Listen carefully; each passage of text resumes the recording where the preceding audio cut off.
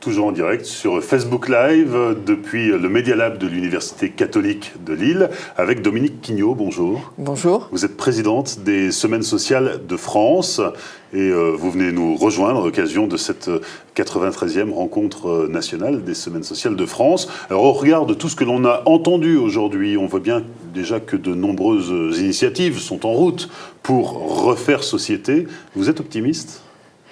En tout cas, nous voulons être optimistes. Enfin, voilà, nous avons confiance finalement dans la capacité de créativité de chacun. Et alors peut-être qu'il faut changer les façons de s'organiser, les façons de réfléchir, les façons peut-être de diriger un pays, une société. Mais en tout cas, il y a des capacités pour changer les choses. Donc là, nous voyons en ce moment des choses assez concrètes, locales, des initiatives de particuliers ou d'associations, de mouvements.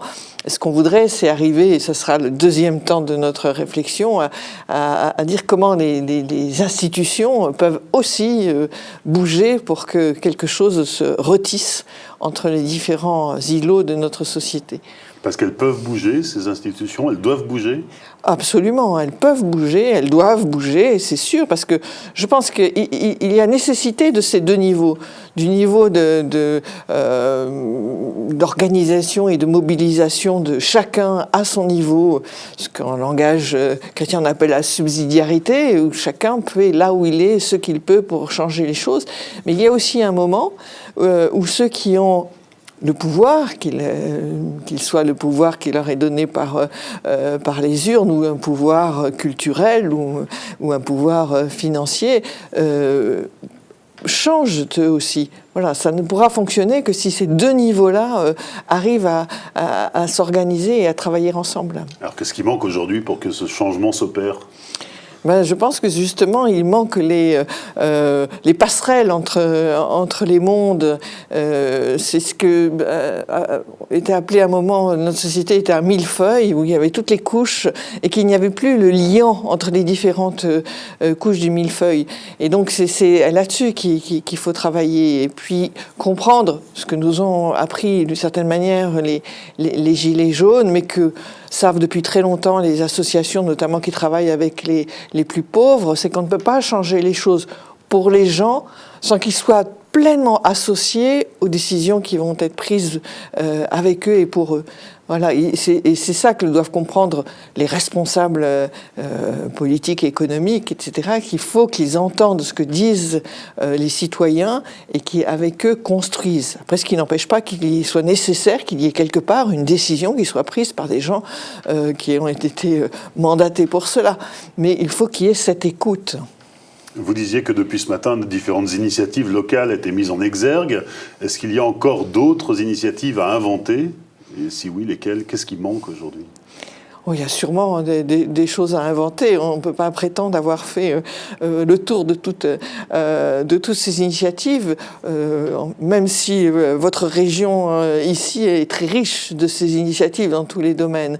Donc ça fait partie aussi du travail que nous avons amené, c'est d'aller rechercher les nouvelles manières de créer du lien.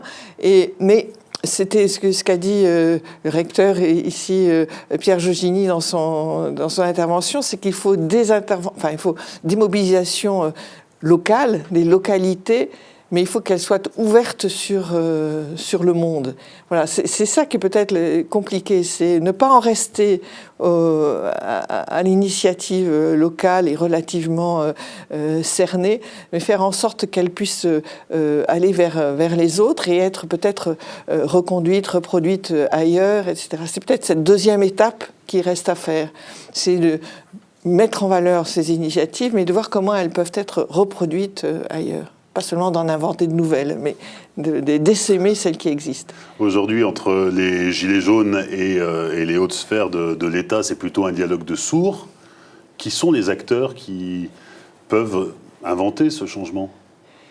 Alors, je pense qu'il y a eu un défaut, je pense, des gouvernants, de ceux-ci, des actuels et peut-être des précédents, c'est de ne pas tenir compte de ce qu'on appelle les corps intermédiaires, de tous ceux qui font médiation par rapport dans notre société. Alors, c'est les syndicats, par exemple, qui ont perdu quand même à la fois de la force et de l'influence. Ce sont aussi les partis politiques, d'une certaine manière, ce sont les communautés religieuses, etc. Ça peut être la famille aussi, tous ces lieux en fait, qui sont des lieux de socialisation et dont on a pensé à un moment donné, où certains ont passé dans les sphères du pouvoir, qu'on n'en avait pas besoin, qu'il fallait aller directement du gouvernant au peuple. C'est pas vrai. Il faut des intermédiaires, il faut des médiateurs, il faut des facilitateurs de contact, un dialogue fructueux et efficace. Ça ne s'improvise pas.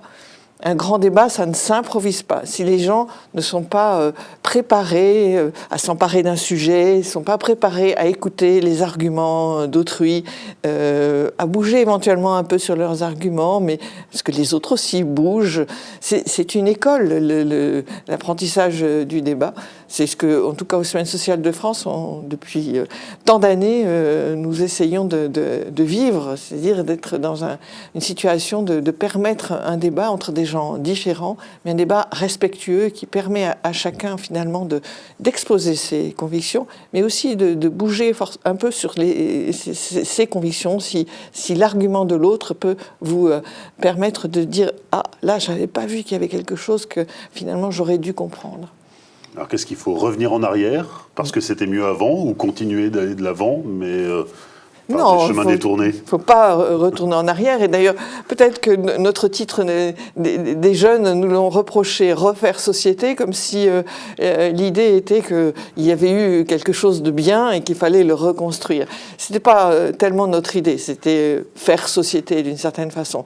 Non, je ne pense pas qu'il faille rêver une société, en tout cas qui n'a jamais existé et qui serait uniforme et uniformisante. Non. Je veux dire, notre pays est un pays pluriel, multiculturel, c'est un fait. Et donc, au lieu, enfin, je veux dire, soit on en prend son parti en disant chacun va vivre dans son îlot, pour reprendre sur son petit archipel, les images de Jérôme Fourquet, et voilà. Et du coup, bon courage aux gouvernants, parce que c'est pas très facile de proposer un projet commun si on accepte ça. Soit on se dit, on se trousse les manches, parce qu'on voit bien que les gens ont besoin de se rencontrer. Les Gilets jaunes l'ont prouvé. Les gens ont besoin, à un moment donné, d'échanger, de rencontrer des gens qui vivent à peu près la même chose qu'eux, et puis d'avoir des moments de convivialité, des moments où l'on se sent plus fort ensemble, etc. Je veux dire, je pense que c'est ça.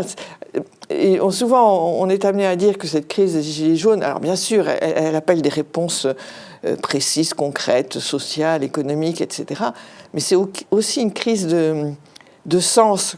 Les gens ont besoin de comprendre qu'ils font partie d'une même communauté et qu'ils ne sont pas des laissés pour compte, qu'on n'écoute pas, que l'on laisse sur le côté, et qu'il y a des gens, une élite, on ne sait pas trop ce que ça signifie, mais des gens qui ont tous les pouvoirs, qui, eux, décident pour tout le monde. Voilà. Donc, non, il y a des choses à faire, mais il faut se retrousser les manches.